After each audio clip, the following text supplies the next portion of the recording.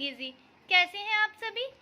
तो आज हम आपको टाइम, स्पीड एंड डिस्टेंस का पार्ट 2 कराएंगे, समय, दूरी और चाल। पर इसके पहले जिसने मेरे चैनल को सब्सक्राइब नहीं किया है वो सब्सक्राइब कर लीजिए और मेरे वीडियोस को ज़्यादा से ज़्यादा लाइक और शेयर कीजिए। अब हम आपको कुछ फॉर्मूला रिवाइज करवा देते हैं, फॉर्मूलाज जो आपके लिए इम्पॉर्टेंट है। जैसे डिस्टेंस का फॉर्मूला क्या होता है? Speed into time. Speed is equal to distance upon में time. Time is equal to distance upon में स्पीड। अब जो स्पीड की यूनिट होती है वो किलोमीटर पर आवर और मीटर पर सेकंड में होती है। डिस्टेंस की जो यूनिट होती है वो किलोमीटर पर आवर और मीटर्स में होती है। टाइम की जो यूनिट होती है वो आवर्स में और सेकंड में होती है। तो आई थिंक इतना क्लियर है आप लोगों को। अब हम आपको कन्वर्जन बता देते हैं। तो अब हम आपको गाइस बताते हैं कि conversion kilometres to metre per second कैसे करना है और मीटर पर सेकेंड से किलोमीटर पर आवर में।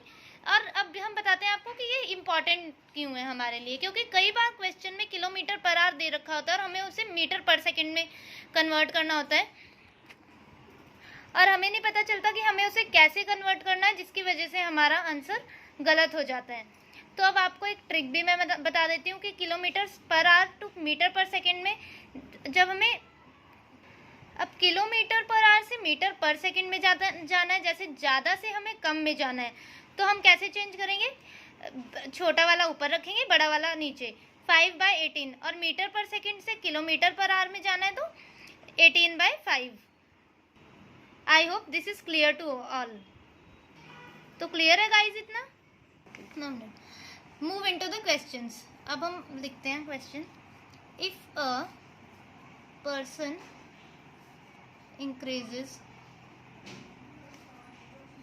his speed by 83.13%, then what will be the percentage reduction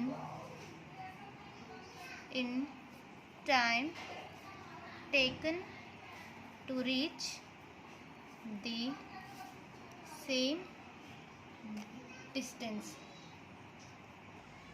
यदि कोई व्यक्ति अपनी गति 83.13% से बढ़ाता है, इंक्रीज करता है, तो उसे अपने गंतव्य स्थान तक पहुंचने में लिए गए समय में कितनी प्रतिशत की कमी करनी पड़ेगी? ये क्वेश्चन हमें पूछा गया है। अब जो 83/1/3 है उसकी फ्रैक्शनल वैल्यू क्या होती है? 5/6। तो मतलब हमारी स्पीड, हम इसे बाय रेशो मेथड सॉल्व कर रहे हैं। ये सबसे इजी मेथड होता है, ठीक है। इफेक्टिव मेथड जो हम लगाते हैं बेसिक कंसेप्ट, उससे भी इजी मेथड रेशो मेथड होता है। तो इसकी स्पीड इंक्रीज हुई है, मतलब 6:11 हो गई। अब टाइम जो है इन्वर्सली प्रोपोर्शनल होता है स्पीड का, तो मतलब ये क्या हो गया? 11:6। इन दोनों की डिफरेंस कितनी होगी? 5। हमें ये यूनिट लेनी होती है 5/11 इंटू में 100। तो इस सब को सॉल्व करके हमारा आ जाएगा 45.45%। तो ये हो गया हमारा आंसर। तो फ्रेंड्स अब मैं दोबारा समझा देती हूँ, एक बार रिपीट कर देती हूँ। पर्सन की जो इंक्रीज स्पीड थी वो कितनी हो रही थी? 83/1/3। 83/1/3 की हमारी फ्रैक्शनल वैल्यू क्या होती है? 5/6। मतलब 6 से 5 यूनिट बढ़ा है, तो 6 से 11 हुआ है, 6 + 5 हो के 11 हुआ है। अब टाइम तो हमको पता है इन्वर्सली प्रोपोर्शनल होता है स्पीड का, तो 11 और 6 हो जाएगा, इसका रिवर्स हो जाएगा। उसके बाद इसमें कितने डिफरेंस है 11 और 6 में? 5/11। अब इंटू 100 तो कितना आ जाएगा हमारा answer? 45.45%। I think this is all clear to you. चलिए अब हम नेक्स्ट क्वेश्चन लिखते हैं। A person covers a certain distance with a certain speed. If he reduces his speed by 25 km/h, then he will 12.5 minute late. तो इसमें पूछा गया है कि if his initial speed is 160 kilometre per hour, then find the distance covered by him. ठीक है, तो इसमें पूछा गया है कि एक व्यक्ति एक निश्चित गति से एक निश्चित दूरी तक मतलब तय करता है। यदि वह अपनी गति को 25 किलोमीटर पर घंटा कम करता है तो वह 12.5 मिनट देर से पहुंचेगा।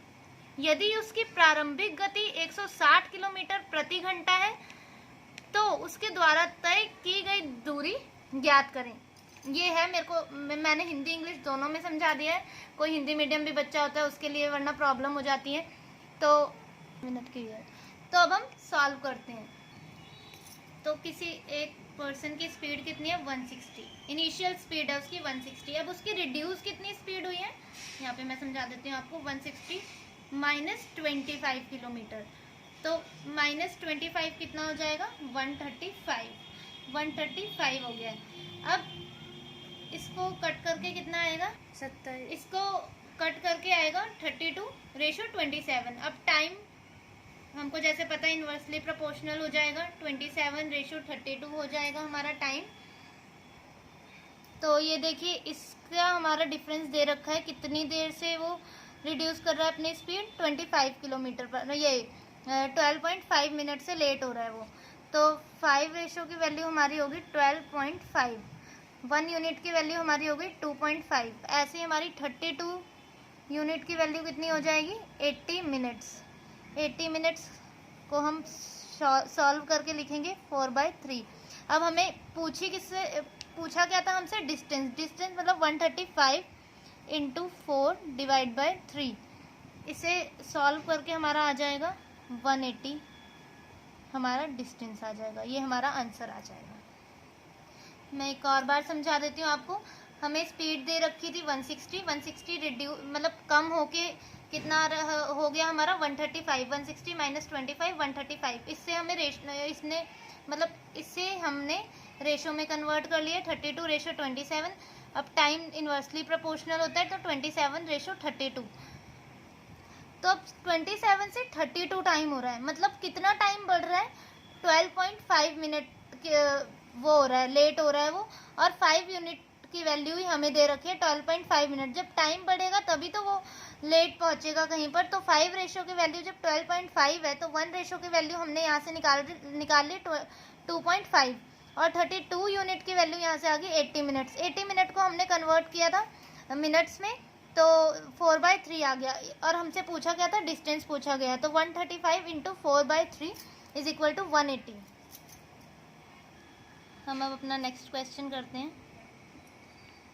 If a person reduces his speed by 27.27%, he takes 66 minutes to reach his destination. Then find the time taken by the person to reach his destination if he increases his speed by 20%।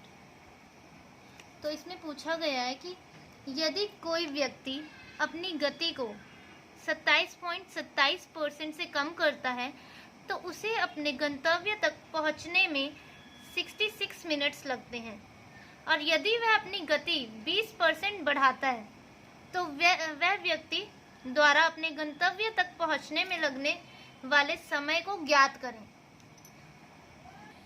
Guys हमारा question ये है, तो मैं answer आपको यहाँ पे बता देती हूँ।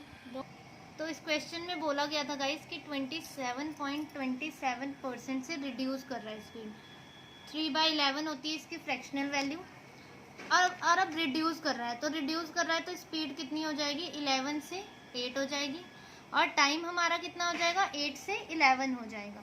अब इसी 11 यूनिट की वैल्यू जो हमें दे रखी है गाइस क्वेश्चन में, ये देखिए यहाँ पे दे रखी है हमें, he take 66 minutes to reach his destination. 11 units की वैल्यू हमें यहाँ पर दे रखी है 66 मिनट, और अब हमें 8 यूनिट्स की वैल्यू निकालनी है। तो मतलब 8 इंटू 6 48 मिनट, क्योंकि इसकी 1 यूनिट की वैल्यू कितनी हो गई, 6 मिनट हो गई। इसकी इंटू 6 करके 66 आई है, तो यहाँ पे भी इंटू 6 करके 48 मिनट्स आ जाएगी।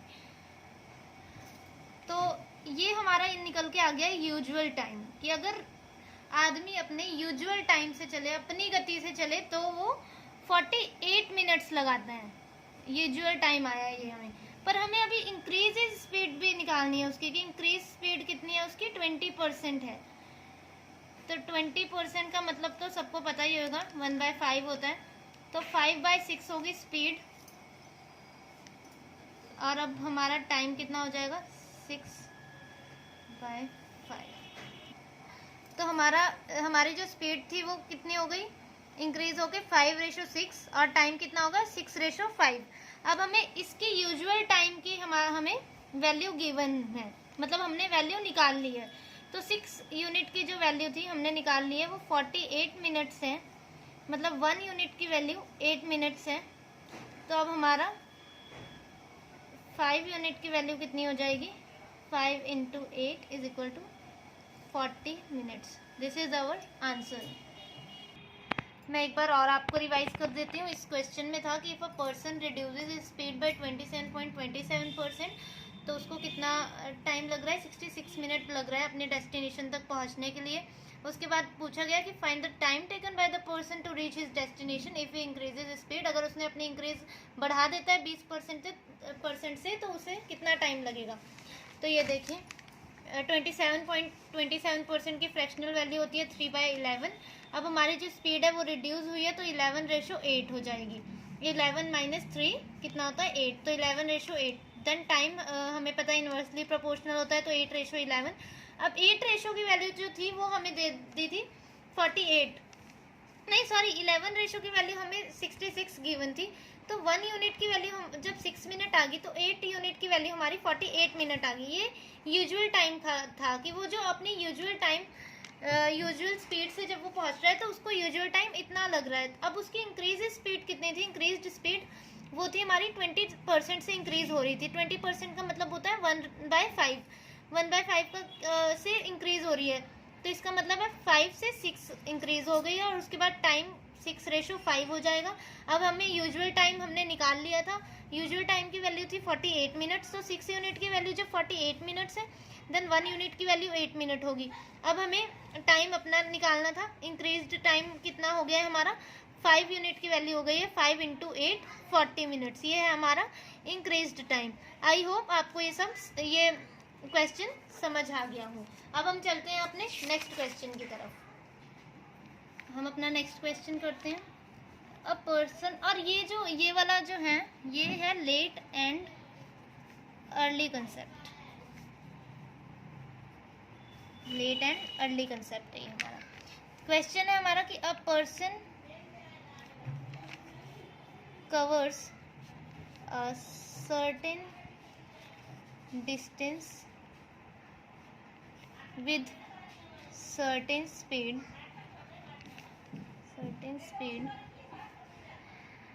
if he increases his speed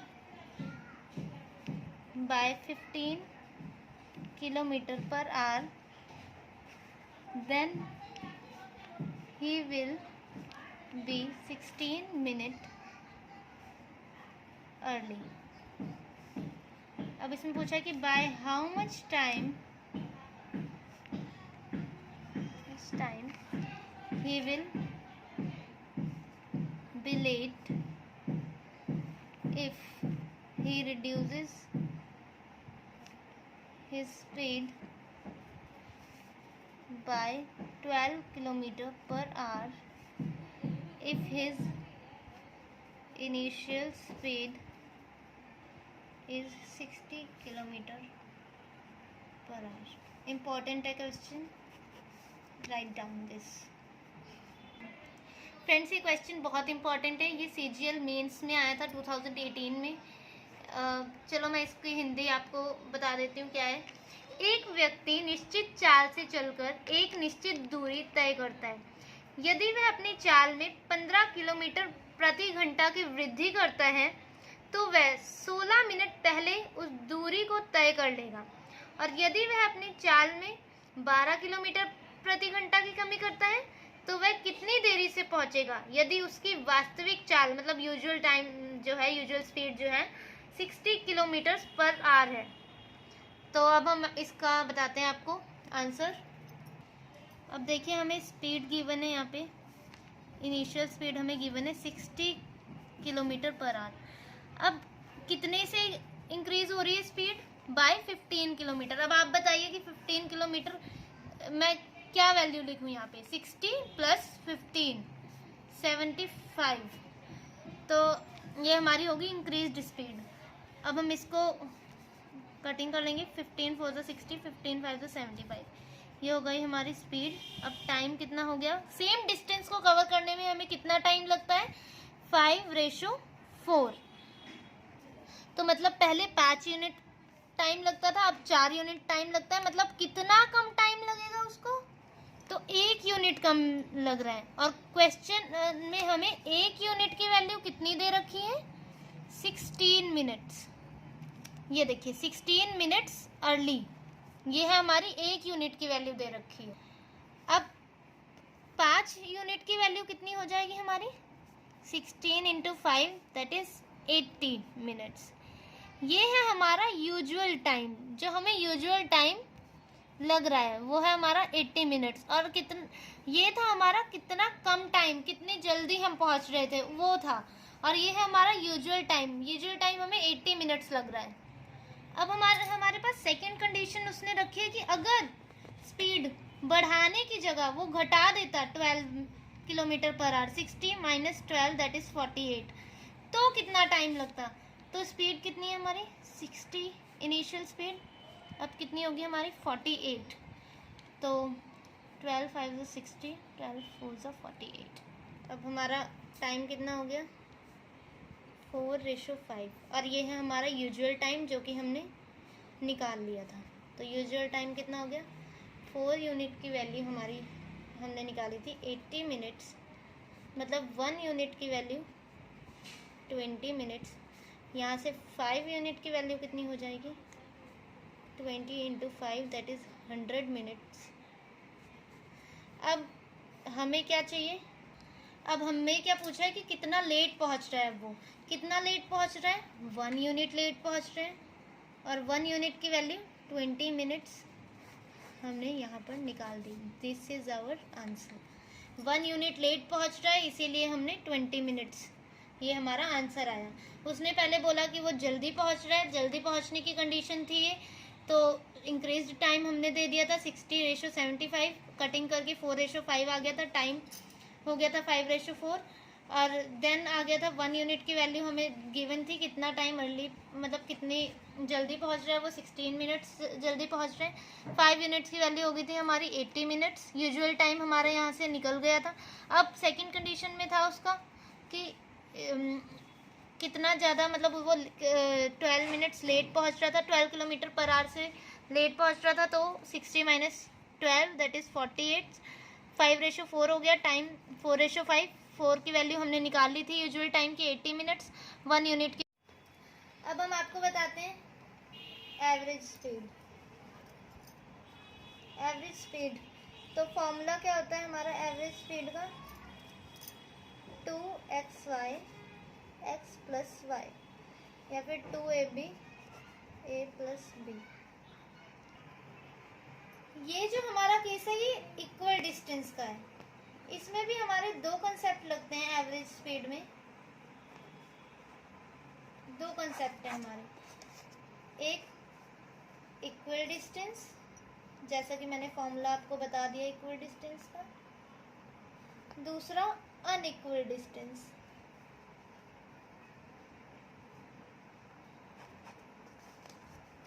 इसमें बता देते हैं इक्वल डिस्टेंस का। आपको मैंने फॉर्मूला बताया अभी 2xy x प्लस वाई। अब मैं आपको अनइक्वल डिस्टेंस का बता देती हूँ फॉर्मूला। टोटल डिस्टेंस अपॉन में total time. This is the case of unequal distance. Unequal distance का केस है ये। टोटल डिस्टेंस अपॉन में टोटल टाइम। चलो हम एवरेज स्पीड का क्वेश्चन कर लेते हैं। A man rides his bike 20 kilometre at an average speed of 8 kilometer per hour and again travel 45 kilometer at an average speed of, this is the abbreviation of average speed of 10 kilometer per hour। तो अब इसमें हमें पूछा गया है कि what is his average speed for the ride approximately। तो अब आप बताइए ये इक्वल डिस्टेंस का केस है कि अनइक्वल डिस्टेंस का केस है। चलो मैं बता देती हूँ। This is the case of unequal distance, क्योंकि इसमें डिस्टेंस देखिए अलग अलग गिवन है। तो इसका क्या होता था फॉर्मूला एवरेज स्पीड का जब अनइक्वल डिस्टेंस का केस होता था? टोटल डिस्टेंस अपॉन में टोटल टाइम। अब हम टाइम कैसे निकालेंगे? स्पीड क्या होती है? डिस्टेंस अपॉन में टाइम। अब टाइम क्या होता है? डिस्टेंस अपॉन में स्पीड। तो डिस्टेंस क्या है हमारा? 20 किलोमीटर 8, और ये क्या है हमारा? टाइम है, नहीं सॉरी क्या होगी हमारी, तो ये है हमारी स्पीड। तो एक स्पीड क्या आ गई हमारी? 2.5। और सेकंड कंडीशन में क्या है? 45 किलोमीटर है, स्पीड कितनी है? 10, तो ये आ गई हमारी 4.5। और टोटल डिस्टेंस कितना हो गया हमारा? 20 प्लस 45 अपॉन में टोटल टाइम कितना हो गया हमारा? 2.5 प्लस 4.5। इसको ऐड करके आएगा हमारा 65.7, 9.3 kilometre per our is our answer. I hope आपको सबको समझ आ गया होगा। इतनी इजी वे से मैंने आपको बताया है आज। अब मैं इसका पार्ट 3 भी लेके आऊँगी। ये सारे क्वेश्चंस आप अपनी नोटबुक में नोट कर लेना, सारे इंपॉर्टेंट क्वेश्चंस हैं। And as you all know कि practice makes a man perfect, तो इन सभी को रिवाइज करिए। तब तक मैं अगली वीडियो में आपको और कंसेप्ट्स ले आऊँगी। And if you like my video then share my videos and don't forget to subscribe my channel make learning easy. Thank you.